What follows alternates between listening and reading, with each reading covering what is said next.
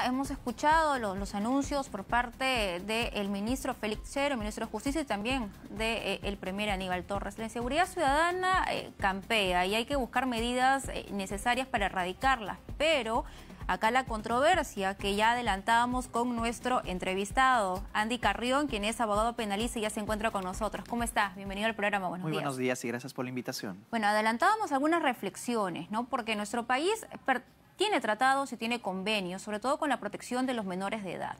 Mi consulta es si este proyecto vulnera la Convención de los Derechos del Niño. Absolutamente. El Ejecutivo, en el proyecto que acaba de presentar, en el que disminuye la edad para que ya no sean infractores, sino más bien delincuentes en el estricto sentido de la palabra y que puedan purgar penas de cárceles en atención al Código Penal, contraviene, por ejemplo, el convenio más importante que tenemos respecto a este tema, que es la Convención de los Derechos del Niño. Implementar este tipo de normas no haría más de que estemos yendo incluso en contra de, de este propio convenio, que tiene, por cierto, rango constitucional, y que cualquier ciudadano, o en este caso, por ejemplo, el defensor del pueblo, los colegios de abogados, podrían interponer un recurso de inconstitucionalidad de esta norma en caso sea aprobada finalmente por el Congreso. Importante lo que menciona, porque también nosotros, incluso la Comisión Interamericana de Derechos Humanos, en su informe Justicia Juvenil y Derechos Humanos en las Américas, esto del 2011, manifestó su extrema preocupación por el hecho de que varios Estados miembros de la Convención Americana de Derechos Humanos someten a personas menores de 18 años, menores de edad, al sistema ordinario de justicia penal, negando su condición de niños. Entonces, si se insiste con ello, si el Congreso lo aprueba, ¿tendríamos que ser excluidos de la Convención Americana de Derechos Humanos? Evidentemente, ¿no? El hecho de implementar este tipo de normas iría contra los derechos fundamentales de los niños y adolescentes, ¿no? Intentar disminuir la edad en la que puedan ellos purgar o responder por una pena y podría ser evidentemente efectiva. En realidad, primero, nos convertiría en una paria internacional, en el sentido de que seríamos uno de los pocos países después de Estados Unidos que sancionaría con este tipo de penas a menores de 18 años. Y en segundo lugar, habría que evaluar si realmente es eficaz esta medida para luchar en contra de la delincuencia, ¿no? O más bien optar, como hasta ahora se está haciendo, por medidas socioeducativas y afianzar e implementar más bien este tipo de controles que podrían permitir la reinserción de los adolescentes que ya están cometiendo algún tipo de infracción. Claro, porque la premisa que usó el ministro de Justicia es que actualmente hablaba, hemos tomado la firme decisión de presentar un proyecto de ley que establece la responsabilidad penal de cualquier ciudadano en el país a partir de los 16 años. Y él manifestaba de que si a los 14 años uno puede, digamos, ya tener relaciones sexuales, puede desarrollar, digamos, ese tipo de mayoría de edad, pues entonces si alguien toma un arma, pues también debería ser sancionado. Es decir, tratar a una persona, a un menor de edad que comete o que actúa como un adulto, ¿no? Tratarlo de la misma forma y con la misma sanción. Esto, además, usted me señala que es inconstitucional, ¿no? Que contraviene todos los tratados y las convenciones que mantenemos actualmente. Pero también me pongo del lado de los ciudadanos. Ellos ven cada vez hay más sicarios y muchas veces se utilizan menores de edad porque ellos no van a recibir la misma sanción que un adulto. Entonces, ¿qué hacer frente a ello? Criminológicamente debemos de identificar el problema, tal como lo está señalando, y poniéndonos del lado de los ciudadanos, es evidente que causa mucha zozobra el hecho de advertir de que menores de edad están siendo utilizados para que algunos otros cometan algunos delitos. Eso es evidente, pero la pregunta es, ¿soluciona eso realmente el problema? O lo que tendría que hacer el Ejecutivo, en lugar de implementar una medida tan populista como esta, sería afianzar más bien los elementos socioeducativos con los que cuenta la sociedad actualmente. Insistir, por ejemplo, en una adecuada educación desde la familia, el colegio, la escuela, a fin de que reduzca la probabilidad de que algunos adolescentes puedan incursionar en este tipo de infracciones. Desde mi punto de vista, desde el ámbito psicológico, socioeducativo e incluso normativo, como lo acabas de mencionar, incluso en el ámbito internacional, no es una medida adecuada. Siempre cuando existen, digamos, algunos infractores que tienen o causan zozobra en la sociedad, como el caso de Gringallo, por ejemplo, en su oportunidad, se discuten estas medidas populistas, pero luego, a medida de que se va dejando este lado de la discusión, no se toman medidas adecuadas para controlar la criminalidad a este nivel. Así es que yo creo que es una medida populista que no va a llegar a un buen puerto y de implementarse podría ser también fácilmente interpuesto un tipo de demanda por su inconstitucionalidad.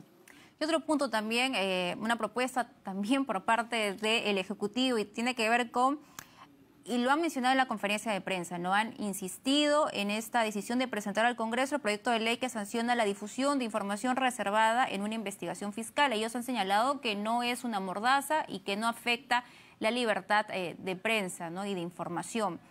Pero ¿no se criminaliza una sanción administrativa con este tipo de iniciativas? Yo sostengo de que sí se llama ley mordaza, ¿no? Porque si bien es cierto, dentro del proyecto de ley que ha enviado el Ejecutivo al Legislativo no se menciona de manera expresa a los periodistas o a los medios de comunicación, todos los que nos dedicamos a derecho penal sabemos de que existe el término complicidad y así no está expresamente mencionado en el proyecto de ley, los periodistas y los medios de comunicación de difundir esta información reservada podrían convertirse en cómplices de este delito y ser también investigados y sancionados por la eventual difusión reservada de la información. Entonces, debemos de llamar las cosas por su nombre. Esto es ley mordaza y, de hecho, como lo has mencionado también, existen normas administrativas internas que ya sancionan este tipo de conductas. En el ámbito de la investigación fiscal, por ejemplo, existen normas institucionales que sancionan a aquel funcionario público que difunde una información reservada de una carpeta fiscal que en principio evidentemente debe de llevarse en reserva. Lo que hace el Ejecutivo es llevar más allá este tipo de sanciones y tratar de criminalizar no solamente a los funcionarios públicos, sino también a aquellos que difunden la información como los periodistas y los medios de comunicación. En los últimos tiempos hemos visto también incluso hasta que se ha difundido los nombres de los colaboradores eficaces, ¿no? Que deben mantenerse en reserva. Y claro, si me pongo del otro lado, ¿no? También para equilibrar un poco, señalan de que el buen nombre hay que mantenerlo, el debido proceso, a lo mejor luego se descubre que es inocente, pero ya se hizo el cargamontón, ¿no? Con estos tipos de delaciones, informaciones que puedan salir de forma preliminar. ¿Pero eso de todas maneras es un argumento para ese tipo de iniciativas? Yo creo que no. Lo que debiera hacerse es más bien intensificar los controles institucionales internos, afianzar, por ejemplo, el control a nivel de investigación fiscal y que también en el ámbito judicial sean los jueces o colaboradores quienes resguarden la información. El día de hoy también diría yo que es muy difícil hacerlo. Tenemos un canal institucional, por ejemplo, del Poder Judicial que se llama Justicia TV, donde todos apreciamos cuáles son los pormenores de los casos en audiencias que en principio son públicas. Así es que de implementarse esta norma yo también creería que es de imposible cumplimiento. Otro tema también que acabamos de tener con nuestro compañero Ali Ayala, que no quería dejar pasar, es este allanamiento al empresario Samir Villaverde. ¿Esto de alguna forma complica la situación y la investigación que ya se ha abierto al presidente Pedro Castillo?